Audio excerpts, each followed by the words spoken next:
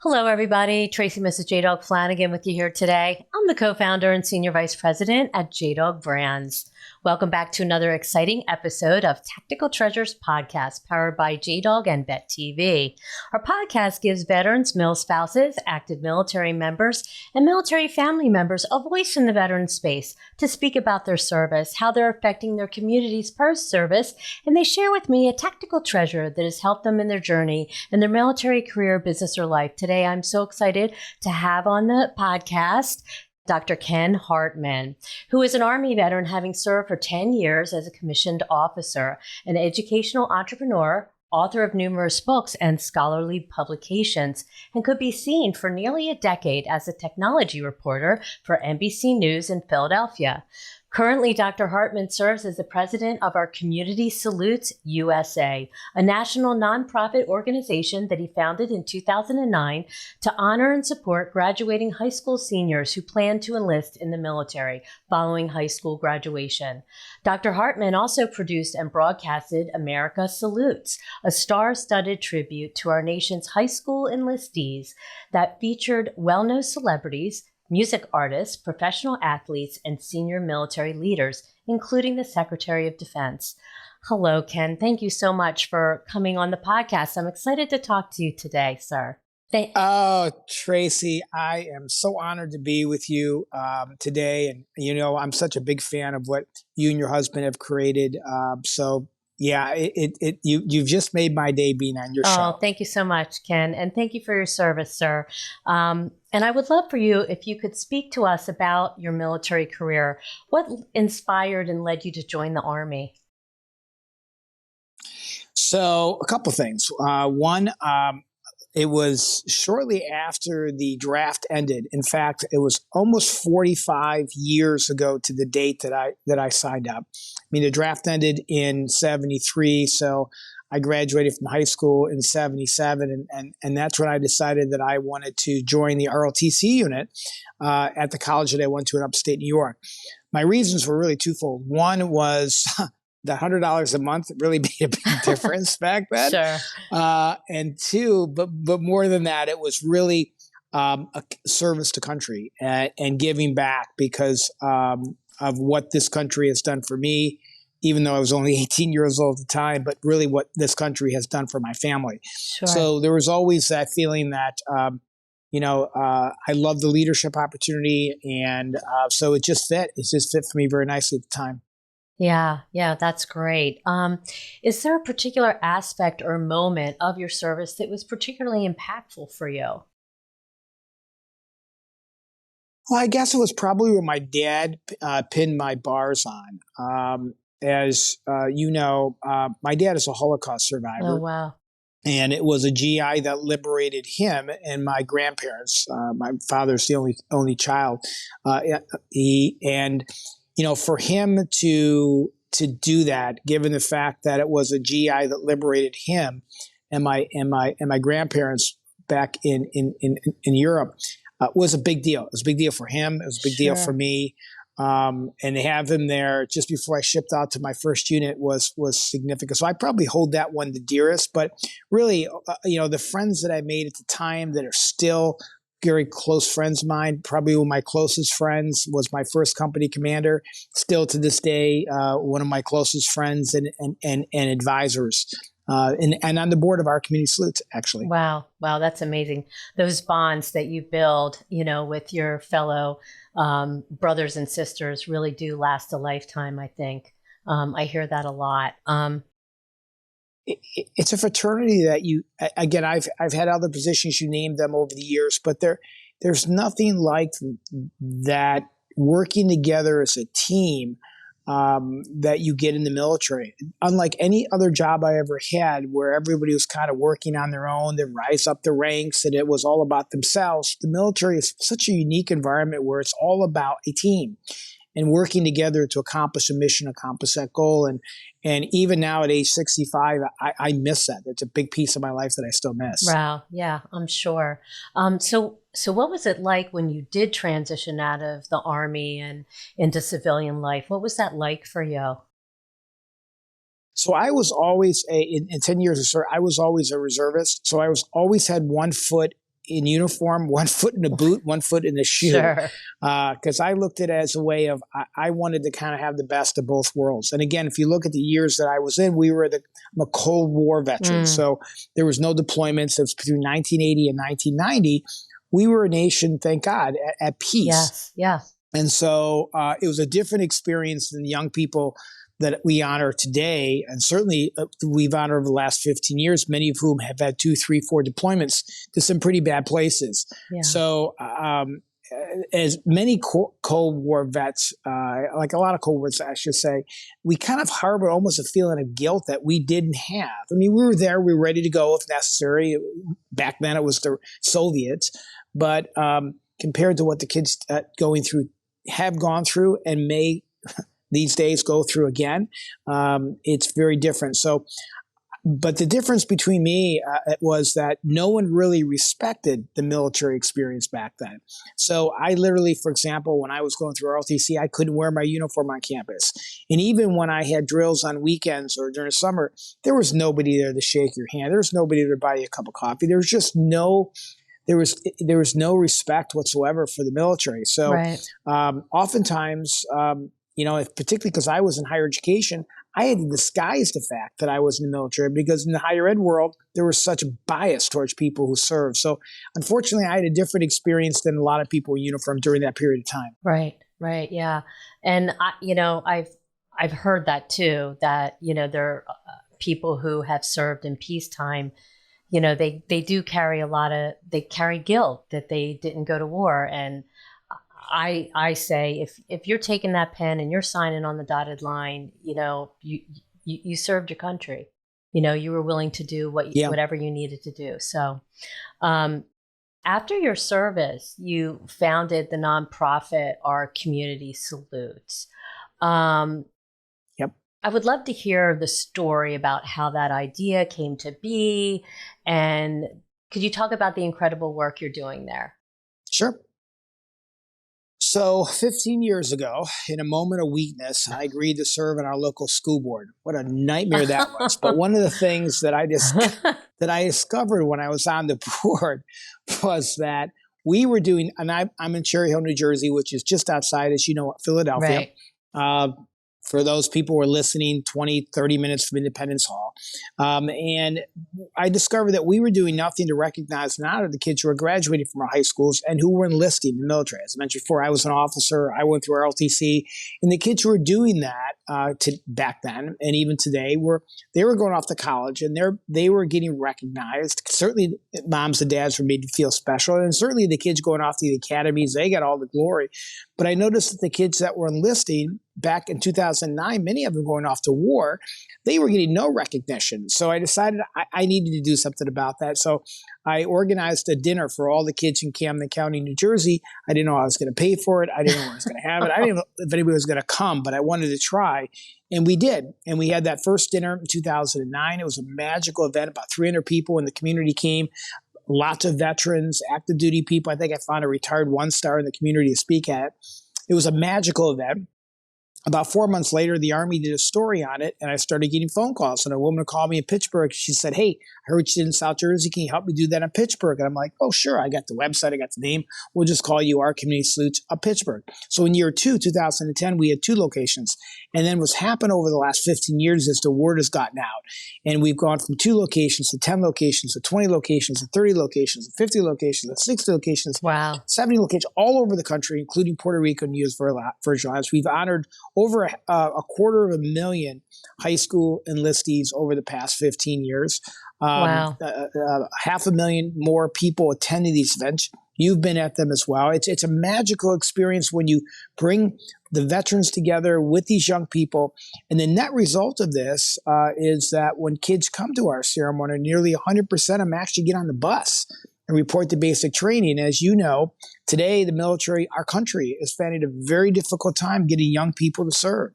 So it has a big effect on national defense, but moreover, it reconnects a community with this nation's military that's been strained and separated for a good long period of time. Wow, that's amazing. So how many locations do you have now?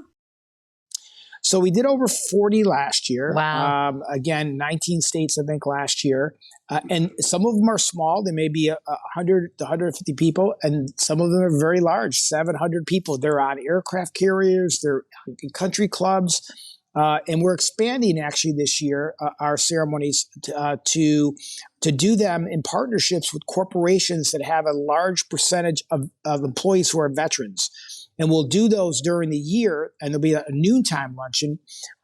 So that way, these young people, who 75% of whom are only going to go for 4 years, they know about career opportunities like JDog in their community. That when they get out, they've already established that relationship. So we're going to be doing our first kind of mini OCS ceremony on November 29th with PayPal's on their campus in San Jose, California. So that'll be a first one of those. And then we'll come back in the spring with somewhere around 50 plus events across the country. But there are big events with 700, 800 people at these events. Wow. Wow, that's really great. So is this... Yep. The other thing I should also add is that we not only do the ceremonies, which is a recognition, but we also have a support side. So you just can't say, hey, good luck, see you later. We actually start that relationship. And so we built out what's called OCS Connect, which is kind of an online community for these young people and their moms and dads. So as you know, many of these kids are getting a $50,000 signing bonus. Well, what do you do with that? Right. So we're trying to build resources to help these young families help their sons and daughters as they go into the military. Wow. Wow, that's really neat. So is this the event that's broadcasted, America Salutes, or is that something that's different? Separate. Okay, well, I'd love to hear about that. Thanks for bringing up another aspect. Yeah. So America Salutes, I created that in 2020 when all of our ceremonies were going down because of COVID. And I thought to myself, okay, what am I going to do? The class, high school seniors in the class of 2020 was the first class to graduate from high school that were born after 9/11. So a very special group of kids. Yeah. But we couldn't do ceremonies because they were all going down. So I was watching TV one day and I saw in 2020 Elton John on television doing a star-studded tribute to healthcare workers. I'm like, okay, well, if Elton John can do that for healthcare workers, I can do that with these class of 2020. The only problem was I didn't know any celebrities, but right. But I knew people who knew celebrities. Sure. And so we were able to pull together, because no one was doing anything, we were able to pull together just amazing musical artists and actors and sports celebrities and coaches all coming together, senior military leaders all coming, and we produced America Salutes. Terry Crews from America's Got Talent was our first host. And we've now done America Salutes 4 times. With all different types of celebrities and people coming together. It's virtually, it's online, and it literally has been aired in 160 different countries, chiefly through the Armed Forces Network, or the American Forces Network is called. Yeah, right. So reaching over 10 million people. So we're very excited about America Salutes because it's a big country, and we can't do ceremonies in every single community. So this is a way for us to kind of give America the opportunity to see who these young heroes are. These are our future leaders. This is the next George Washington is going to come from this group. And people often talk about, we live in a divided country right now and a polarized left and right. Well, okay, that's true. But if you look at, where the next George Washington is going to come from, you can go to these young, less than 1% of kids, 150,000 kids who decided at age 18 to make the selfless decision to put their country before themselves. I think that's a great place to look for our future leaders. And I get the pleasure and the honor of seeing so many of them every year. Wow, that's really amazing. That sounds like a really, how creative, we all had to kind of pivot in 2020, right? And try to figure out how to have a different kind of situation, and wow, that's amazing that you were able to harness all that talent to be able to put on something like that. That's amazing. Good for you. It's been great. Yeah. So how can people help support our community salutes, your cause? There's lots of ways. One way is to come and celebrate. Come to our events. We don't charge anybody to attend these events. Come to our events. Go to our website. You can go to our website and become an ambassador. Help us promote these events at ocsusa.org, ocsusa.org. Obviously, we're a nonprofit, a tax-exempt organization. So if people would like to give us their treasure, they can make donations on that website as well. We do not accept, nor do we want federal money for what we do. It's my opinion. It's not the federal government that thinks the jobs to thank these kids. It's a community. It's a corporations. Right. I'm at a conference here in DC that's surrounded by all the major defense contractors. And I'm literally going from one booth to another saying, hey, can you help us make sure there's enough kids to drive your trucks, to fix your engines? Because we as a country need to come together and make sure that these kids and their moms and dads and the communities understand that the military serves as a wonderful vehicle for so many young Americans, including myself, to the next stage in their life. So by going to ocsusa.org, they can learn all about all of our programs. Wow. Okay, great. Awesome. Hello, everybody. Thank you for tuning into this episode of Tactical Treasures Podcast. We're having an amazing conversation with Dr. Ken Hartman, who is an Army veteran, having served for 10 years as a commissioned officer. He is now the president of Our Community Salutes USA, which is a national nonprofit organization whose mission is to help communities recognize, honor, and support high school seniors who plan to enlist in the U.S. Armed Services after graduation, and to provide parents and guardians of enlistees with community support. Our Community Salutes runs entirely on volunteer work and includes community leaders, government officials, educators, businessmen, and veterans who feel strongly about the importance of community support and recognition for the patriotic young adults who will enlist in the military after graduation. In this endeavor, Our Community Salutes hosts recognition ceremonies across the country every year in an effort to be the first to say thank you. To support the cause of saying thank you, go to ourcommunitysalutes.org, where you can donate directly, and you can also sign their virtual thank you cards and help reach their goal of 1 million virtual thank you cards. Now back to the podcast. Can I share with you my treasure? Yes, I was just getting ready to ask you. I would love to get to that because I what you're sharing with us so today. I mentioned to you.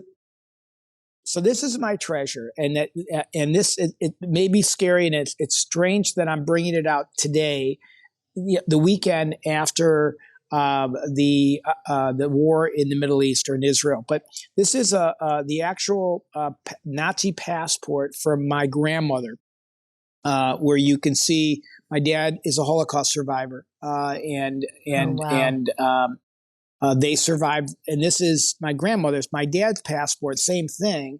My dad's passport is in the Holocaust Museum. Actually, if you ever go to Holocaust Museum, at the very end of the museum, there's a video of him. You can ask for him to play it, but you can see there's a J there for Jew. And the only thing you notice with my grandmother's is that all Jews lost their first name.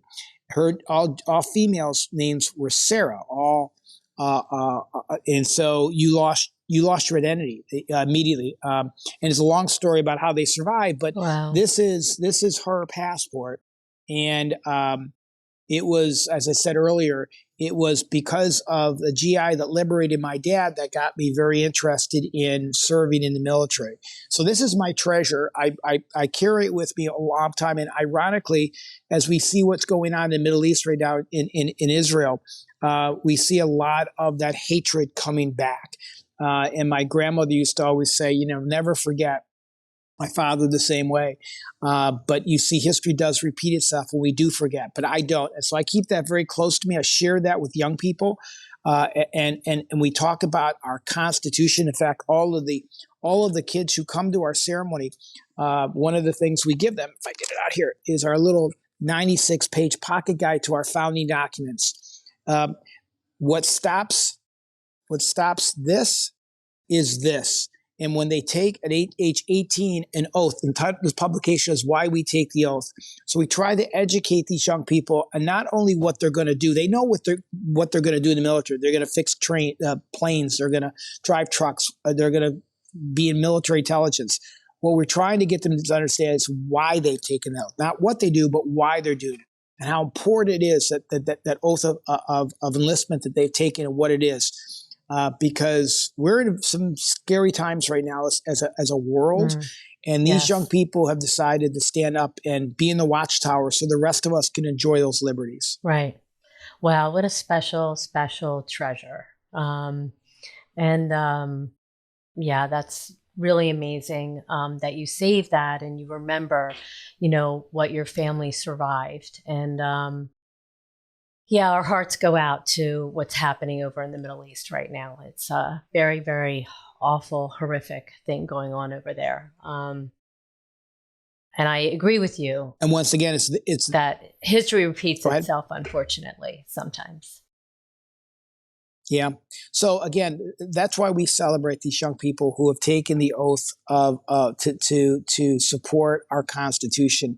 And unfortunately, most of them have no idea what that is. They've never really taught it. They haven't paid attention to it. They take that oath of office. Sometimes their parents and family members never even see them take that oath because they do it at MEPS.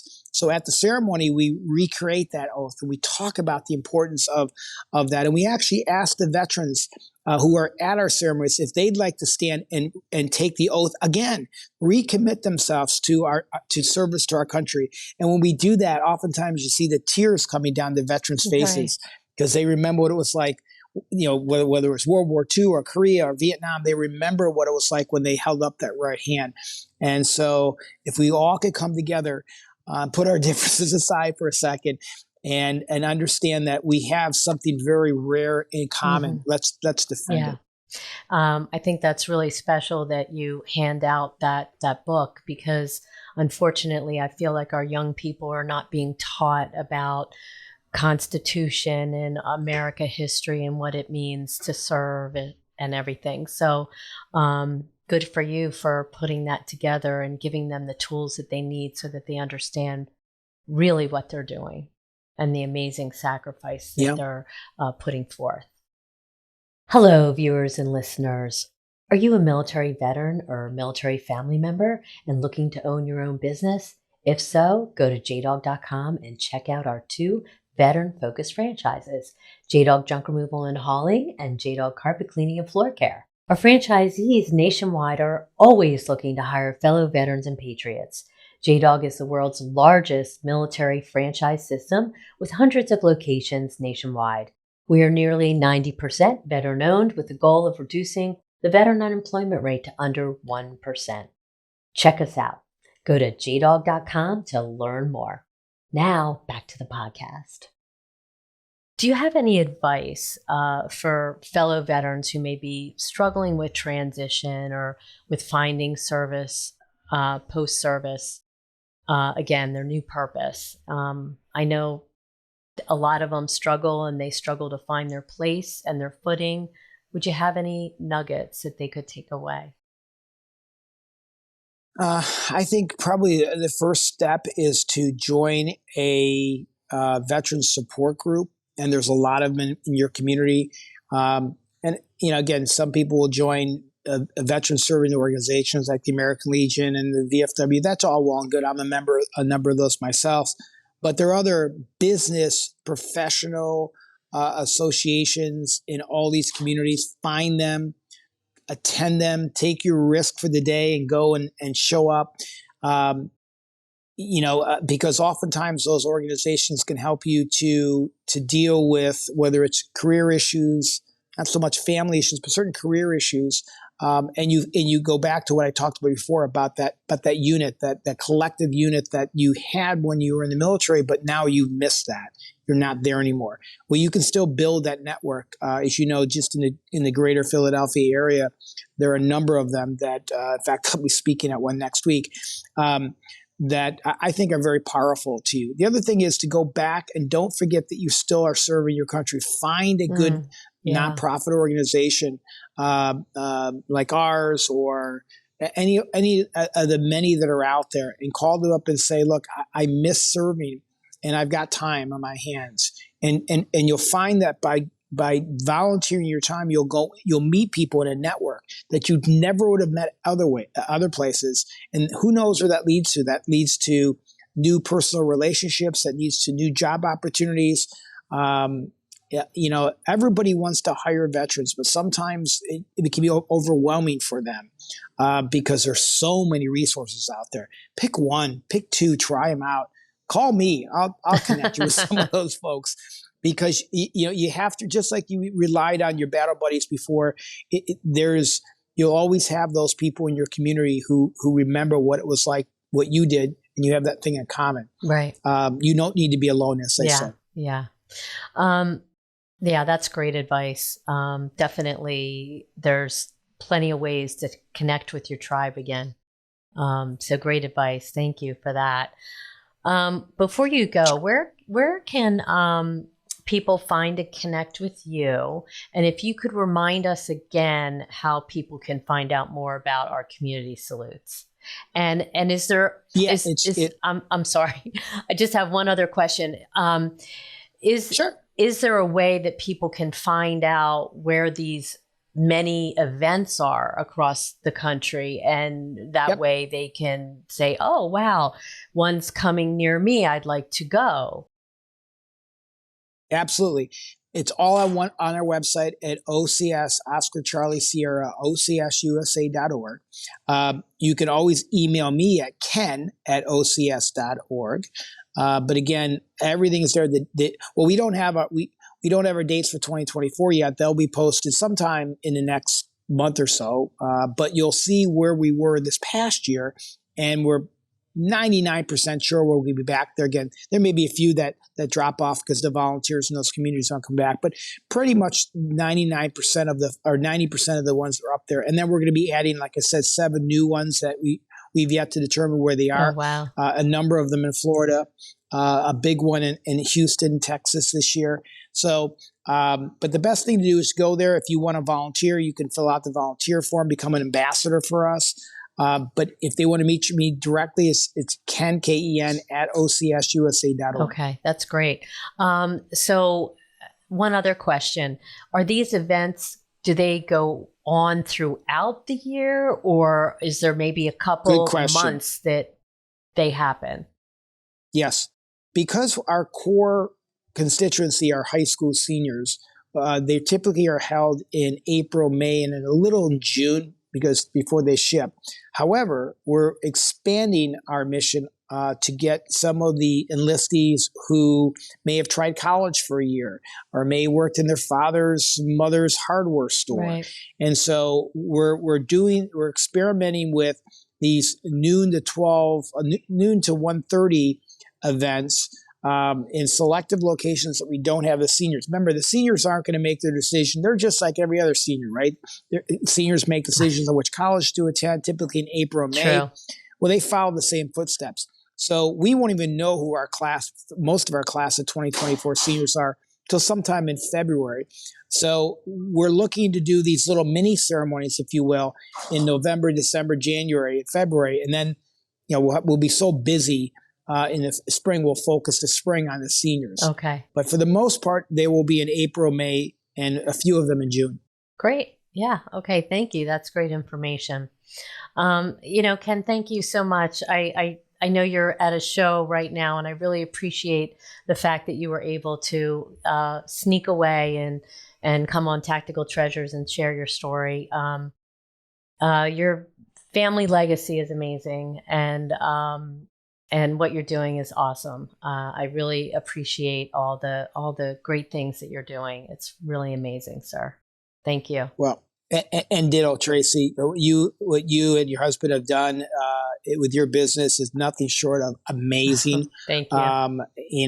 Giving veterans the opportunity to start their own business with all the tools to create a new and exciting chapter in life. I'm your biggest fan. So thank you very much for what you do and for having me on to talk about OCS as well. That's great. Thank you so much, Ken. I appreciate your kind words. And Thanks, we'll Tracy. talk soon. Bye-bye now. Hello, viewers and listeners. Thank you for tuning into this episode of Tactical Treasures podcast. We've just finished up an amazing conversation with Dr. Ken Hartman, who is an Army veteran having served for 10 years as a commissioned officer. He is now the president of our Community Salutes USA, which is a national nonprofit organization whose mission is to help communities recognize, honor, and support high school seniors who plan to enlist in the U.S. Armed Services after graduation, and to provide parents and guardians of enlistees with community support. Our Community Salutes runs entirely on volunteer work and includes community leaders, government officials, educators, businessmen, and veterans who feel strongly about the importance of community support and recognition for the patriotic young adults who will enlist in the military after graduation. In this endeavor, our Community Salutes host recognition ceremonies around the country every year in an effort to be the first to say thank you. To support the cause of saying thank you, go to ourcommunitysalutes.org. There you can donate directly, and you can also sign their virtual thank you cards and help reach their goal of 1 million virtue thank you cards. Thank you for tuning into this episode of Tactical Treasures podcast. Don't forget you can find us on all your favorite podcast platforms, as well as Bet TV. We are now airing on Reese Across America Radio on Thursdays at 7 p.m. And if you miss that episode, be sure to tune in Saturdays at 1 p.m. Eastern Time. You can also find Reese Across America Radio on the iHeartRadio app, the Odyssey app, and the TuneIn app. Again, thanks for tuning in. We'll see you again on another podcast. Bye-bye now.